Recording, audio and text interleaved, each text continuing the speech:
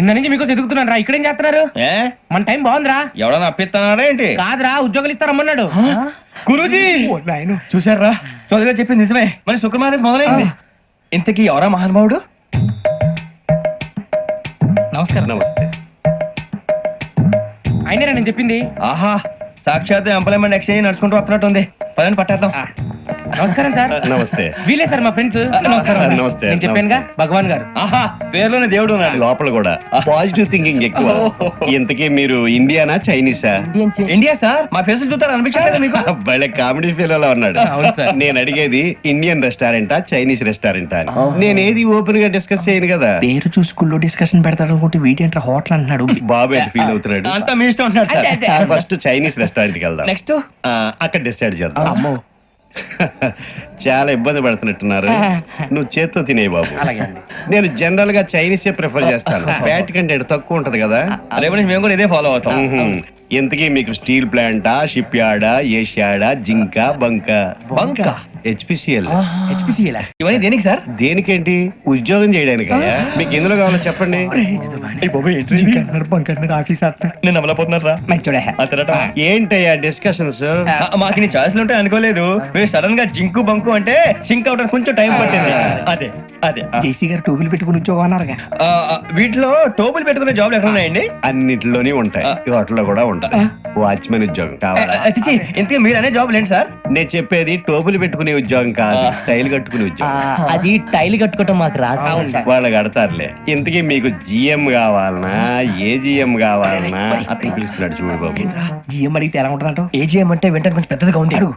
AGM ఇప్పించండి sir. అనుకున్నాను నువ్వు ఇది అడుగుతావని.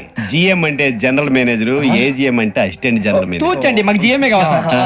అది సరే కానీ భగవాన్ జీ, ఈ ఉద్యోగాలకి టోపులు పెట్టుకుని వెళ్ళొచ్చా? నీ ఇష్టం వచ్చినట్టు వెళ్ళొచ్చమ్మా. అయితే నాకు జింక్ లో నాకు స్టీల్ ప్లేట్ నాకు బంకులో గానీ.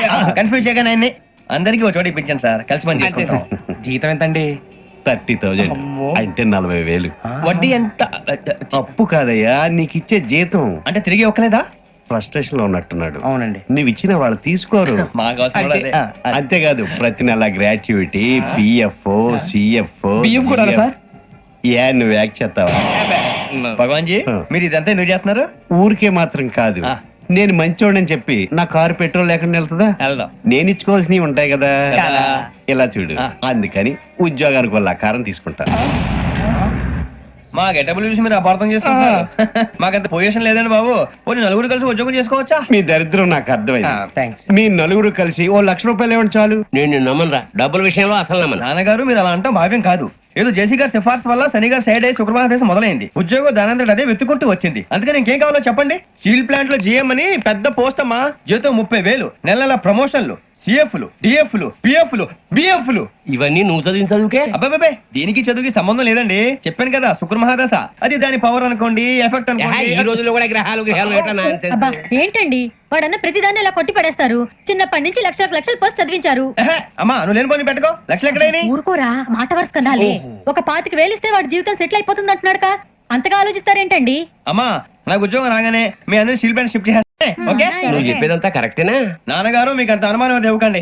సర్లే, ఇప్పటికిప్పుడు అంత డబ్బు అంటే కష్టం గానీ నా కెనటిక్ హోండా అమ్మాలి. నాకు తెలుసు మీరు ఆ నిర్ణయం తీసుకుంటారని, అందుకే పార్టీని పట్టుకొచ్చాను. బయట waiting.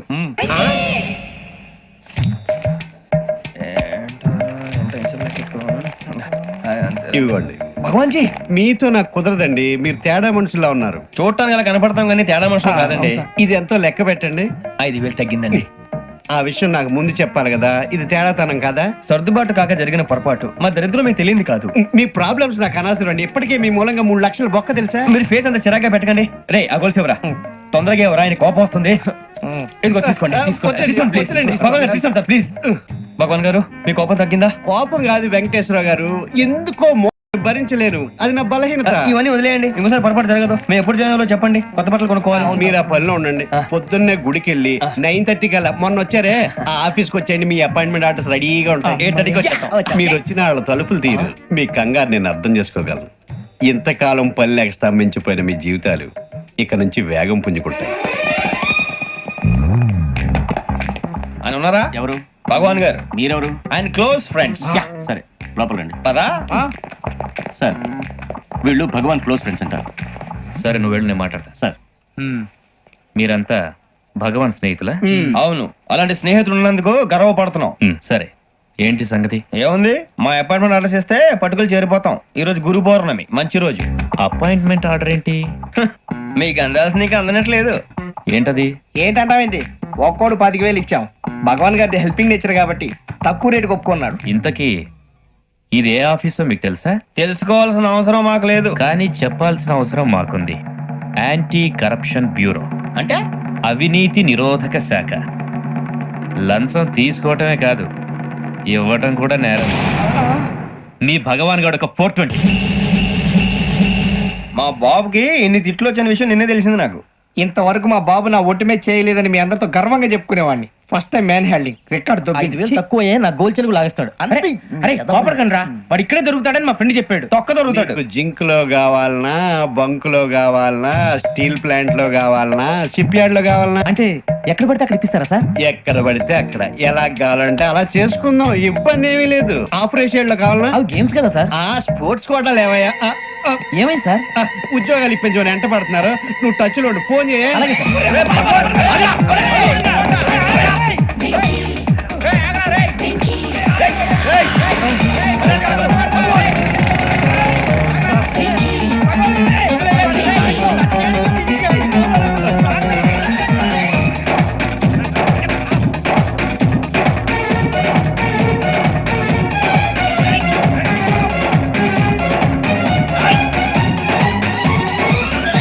On your mark, set, go.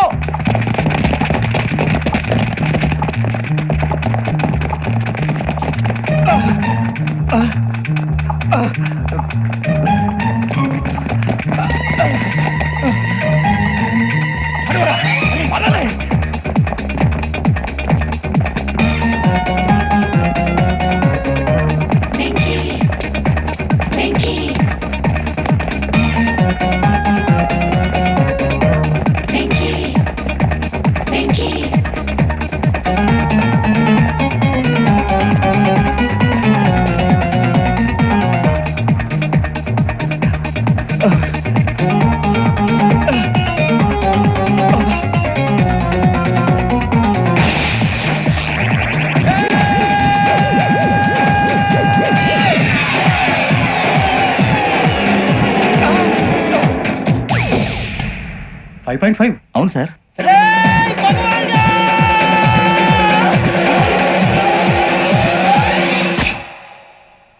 Great.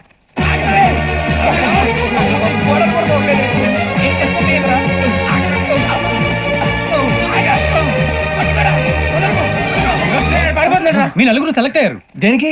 SI selections లో మీరు ఫిజికల్ టెస్ట్ అన్ని పాస్ అయ్యారు.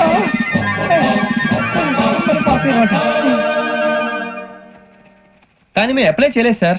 అప్లై చేయలేదా? చేయి వదలకండి సార్, కాలు పట్టుకోవాల్సి వస్తుంది. రాగరాకు వచ్చిన అవకాశం. సరే, మీరంతా డిగ్రీలు పాస్ అయ్యారా? ఎప్పుడో. ఓకే, ఇప్పుడు అప్లై చేయండి. Thank you sir. నేను మేనేజ్ చేస్తాను. Thank you sir. మీరు రిటర్న్ టెస్ట్ ప్రిపేర్ అలాగే అవ్వాలి. సార్. All the best. రేయ్, ఈ పరీక్షల్లో సమాధానాలని ఏబిసిడ్యూల్లోనే ఉంటాయి. ప్రతి ప్రశ్నకి 4 ఏదో ఒకటి కరెక్ట్ ఆన్సర్. ఏది కరెక్టో మనకు తెలియదు కదరా. నీకు ఏబిసిడ్యూల్ తెలుసు కదా? తెలుసు. అయితే కళ్ళు మూసుకుని 4 ఏదో ఒకటి రాసుకుంటూ పోతాం. మన అదృష్టం బాగుండి అవి కరెక్ట్ అయితే పాస్ అయిపోతాం. ఎస్ఎల్ కూడా అయిపోతాం.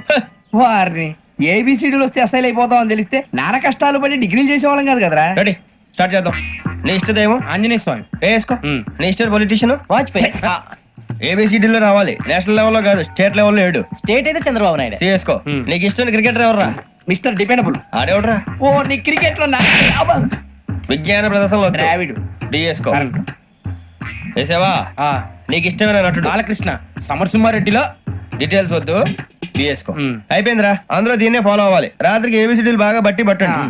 అందరూ ఏవే ఆన్సర్లు రాయాలి. మునిగితే అందరూ కలిసి మునుగుదాం. అయినా గురువారం పాటు గురుమేట్ల మీద కూర్చొని రాసింది ఖచ్చితంగా జరుగుతుందని జేసీ గారు చెప్పారు. మన ప్రయత్నం మనం చేద్దాం, మిగిలింది వినాయకుడు వదిలేద్దాం. ఆయన కూడా ఏదో పని ఉన్నారు కదా.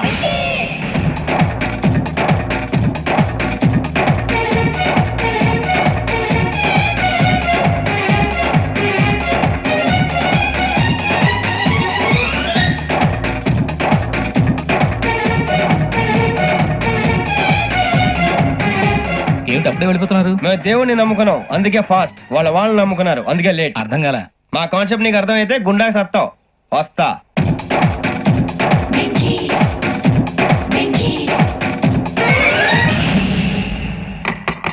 అరే మనం అనుకున్నదంతా అయిపోయింది. అరే, మనం అనుకున్నది తిరిగిపోయిందిరా. పొద్దున చిరా తెప్పించకండి. ఎవరు పోయారు? నీ దరిద్రం పోయింది. నువ్వు ఎస్ఐ ట్రైనింగ్ కి సెలెక్ట్ అయ్యావు. నిజమా?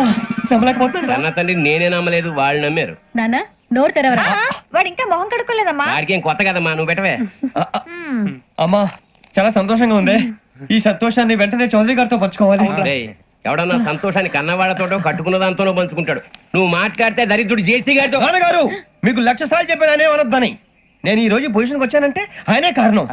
జగదాంబ చౌదరి గారు అంటే దైవాంశ సంభూతుడు. అయితే వెళ్ళి అదే వెళ్ళి ఆయన కాళ్ళమివ్వడు. లేవండి. మీరు మామూలు మనుషులు కాదు స్వామి. టోపీలు పెట్టుకుని ఉద్యోగాలు వస్తాయన్నారు. అలాగే జరిగింది. ఏబిసిడీలు వస్తే చాలన్నారు. చివరికి వాటిలతోనే ఉద్యోగాలు తెచ్చుకున్నాం. ఇందులో నాదేముంది? మీ గ్రహాల మూమెంట్ అలా ఉంది. అలా అనకండి. ఆ గ్రహాలు అలా మూవ్ అయ్యేలా చేసింది మీరే. వెంకీ, ఈ ప్రయాణంలో నీకు ఇంకో ప్రయోజనం కూడా ఉందయ్యా. వీళ్ళందరూ ట్రైన్ యాక్సిడెంట్ లో పోతారా స్వామి? కాదయ్యా, ఈ ప్రయాణంలో నీకు అందాల రాశితో పరిచయం ఏర్పడుతుంది. ఆ పరిచయం ప్రణయంగా మారి వివాహానికి దారితీస్తుంది. స్వామి మాకు పొజిషన్ లేదని ఊళ్ళో లేడీస్ అందరూ చాలా చీప్ గా చూస్తున్నారు. తెల్లరా బాబు అనుకున్నాను.